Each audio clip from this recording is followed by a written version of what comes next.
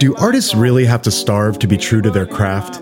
Must the business side of creativity drain all inspiration? No, it does not.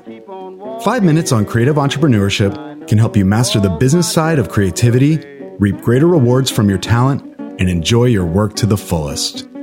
I'm so glad trouble don't last always. Do you feel like you're in the driver's seat when it comes to finding new clients for your creative practice? Or are you always being taken for a ride? Is your sales and marketing experience steady or feast or famine? Perhaps more famine than feast? Getting control over your sales and marketing is the golden ring every creative entrepreneur is reaching for. But the reality is that steady sales and marketing are the result of diligent effort in proven and repeatable methods, not on luck or on a desperate reach.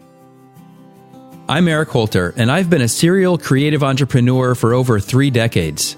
After graduating from Rhode Island School of Design in 1991, I could cut and print beautiful wood engravings. But I had no idea how to run a business. They just don't teach enough about business in art school. In the early years of my first creative startup, I tried every marketing technique imaginable. I ran ads in the local business journal, bought booths at trade shows, sponsored public radio, sent out direct mail, made cold calls, bought AdWords, attended networking events, hired a PR firm to get press, and even went so far as to bring a free chocolate cake in exchange for an opportunity to make a capabilities presentation. And after all that effort and expense, hardly any of it paid off.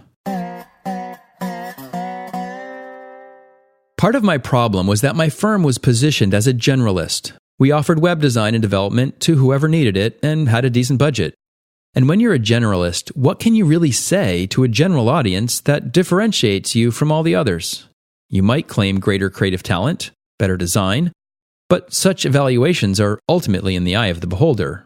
You can claim greater skill, but can a prospect really validate that? If our prospects could evaluate well-structured HTML, CSS, and performant JavaScript, they probably didn't need us. You can claim better service, but which of your competitors advertises that they have bad service? And then there's price. That is an objective measure, but do you really want to be in that race to the bottom? You see, the problem I was facing was not the methods of marketing. Advertising, direct mail, online ads, and all the others, except perhaps that terrible cake idea, are all potentially effective channels. It's the message that you deliver in those channels that matters. Prospects ultimately care about their own needs, not your capabilities. If they see a solid match between their specific needs and your experience, you'll get a response. If they only hear vague claims of being somewhat better at delivering the same thing that all your competitors deliver, perhaps at a slightly lower price, it'll be just so much background noise.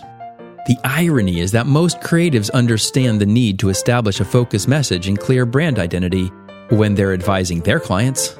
They ask all the right questions pertaining to understanding their audiences and speaking to their needs, but they just can't seem to apply the same thing to themselves.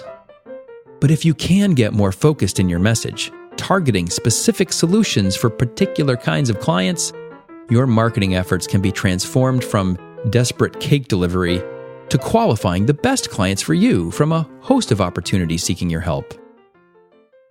In the next episode, I'll tell you how I turned all those futile marketing efforts into a business development platform that changed our problem from how do we find clients to which clients do we want to work with this quarter. But I have to warn you, you might have trouble with the answer. It really shouldn't be all that surprising or mysterious since you already understand it when you work for your clients. But to move away from being a generalist as a creative and to find a focus for your messaging is surprisingly resisted by most creatives. I think there's something about the essence of the artistic identity of creative entrepreneurs that has such a difficult time settling down and getting focused in applying their expertise. So until next week, don't let the business of creativity overwhelm your creative business. 5 Minutes on Creative Entrepreneurship is a podcast by Eric Holter, mentor to creative entrepreneurs. You can find more content and resources at ericholter.com. His book, Blazing the Freelance Trail, is available on Amazon in print, Kindle, and audio. If this podcast is helpful to you, be sure to share it with your colleagues, and ratings and reviews are always appreciated. I'm so glad Trouble don't last